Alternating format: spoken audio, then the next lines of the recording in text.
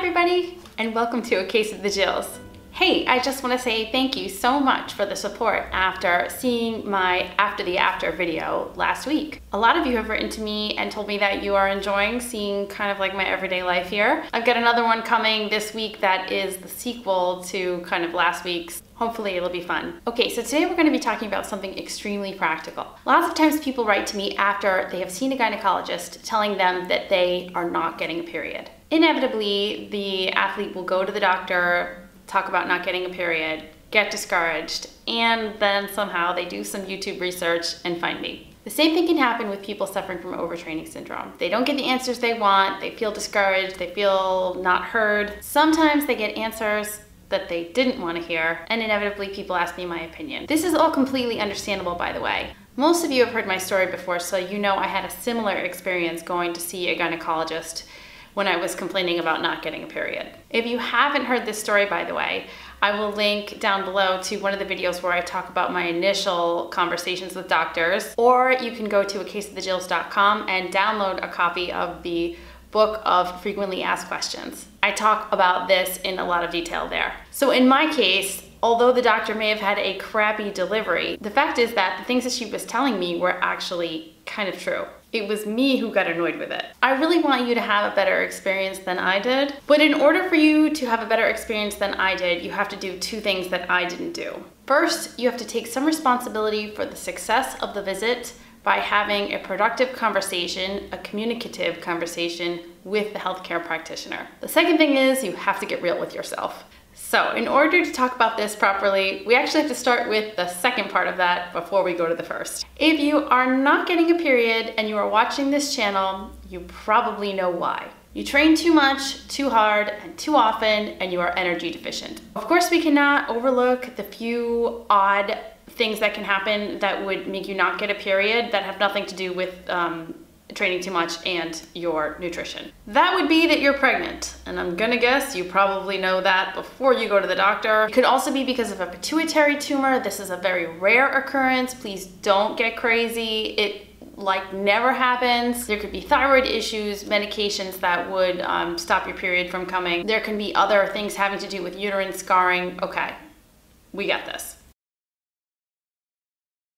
Therefore, your goal when you go to see a physician about amenorrhea is not to avoid asking the questions that are going to give you the answers that make you mad. You know, the answers that will tell you that in order to get your period back, you have to do less training and eat better. Being honest, this is why a lot of you come to me. You get this advice from a doctor and you don't like it, so you write to me to ask me if I'm going to give you a different piece of advice or if I'm going to tell you to ignore what your healthcare practitioner is telling you. This is not going to happen. If you keep looking for this kind of medical encouragement, you're going to be wasting valuable time that can be dedicated to number one, testing you to see if there's any other weirdness happening, or number two, doing what you need to do to get better. I've said this before and I'll say it again. Remember that it's not a question of if, it's a question of when you will get sick or injured when you do not get a period.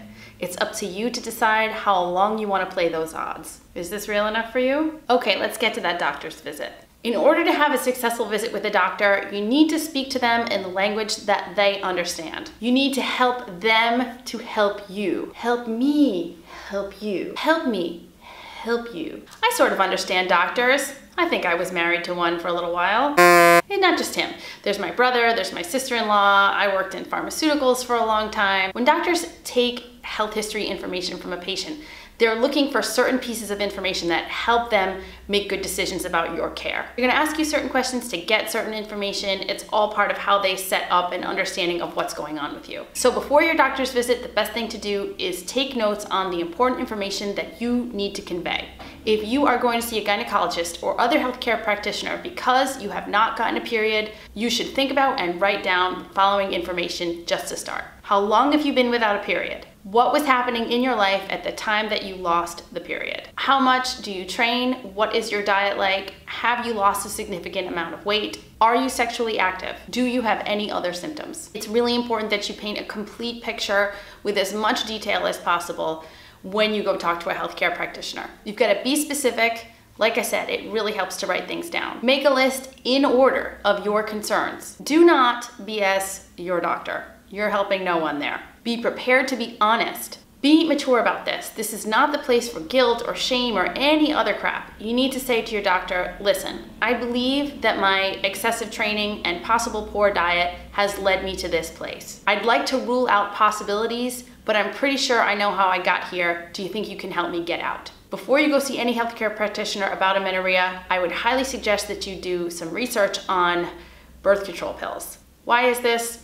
You know, there's still some old school physicians out there that are looking to prescribe birth control pills when women don't get a period. You can make your own decision on whether or not you think this is a good idea. If you ask me my opinion about this, I think you probably know. Now, if after all of this intelligent communication, your doctor or healthcare practitioner legitimately doesn't seem to get it, if they immediately jump to prescribing you the birth control pill, if they tell you that if you don't get a period, it's not such a big deal. These are the instances where you might possibly want to consider a second opinion, possibly.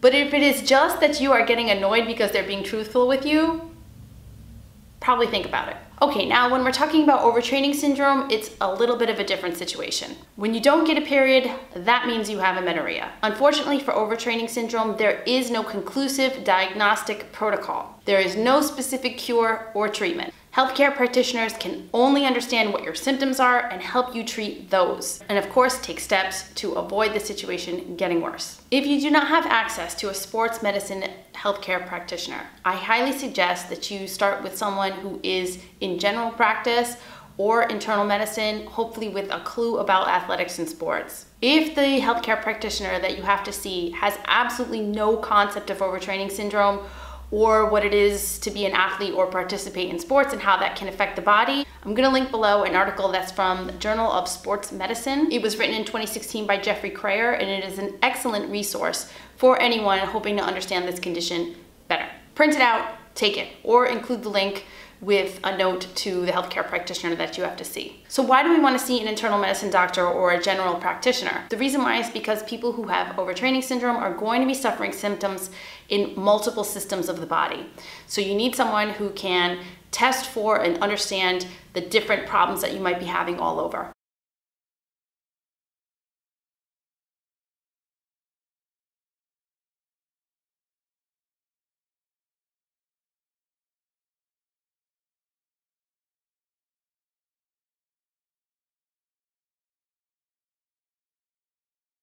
You want to get tested and sort of be assessed for things that are going on in your heart, your thyroid, your endocrine system in general. You might have gastrointestinal problems. A healthcare practitioner may want to assess inflammatory markers. You may also be suffering from some mood disturbances that a doctor can help you with. There may be pain that can be mitigated, and also because of a depressed immune system, you might be suffering from things like cold, flu, or even really bad allergies. Most importantly for you is to understand if you have nutritional deficiencies. Simple blood tests can give you a lot of insight on what your body might be missing and can help you make better decisions about what nutrition to include in your diet as you head down the path of recovery. Unfortunately, with overtraining syndrome, it's not just one thing that you're going to need to do to get better, it's actually a whole bunch of things that you're going to need to work on. So working with a healthcare practitioner that can help you understand the many different things that might be going on with your body at the same time is really beneficial. Also, getting assessed can provide you with a baseline so that as you improve, you can look back and see how far you've come. Whether or not you agree with or enjoy what your healthcare practitioner is telling you, it is important that you see one to understand what is going on with your body.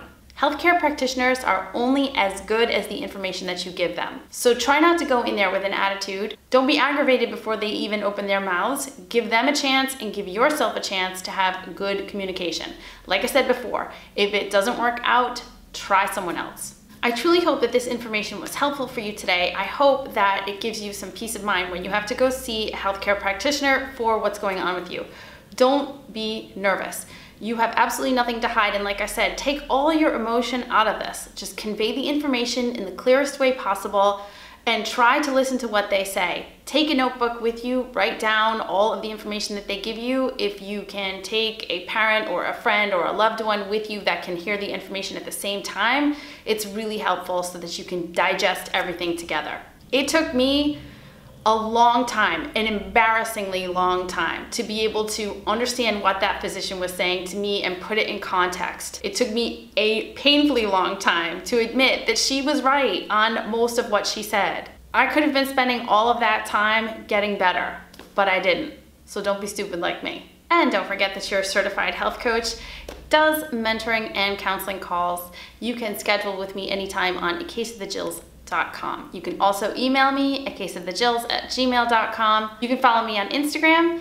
And as far as Facebook is concerned, as I've mentioned before, I'm not really updating that page very much. Thank you for subscribing to this channel. I hope you're having a great day wherever you are, and I will see you again soon. Thanks for watching.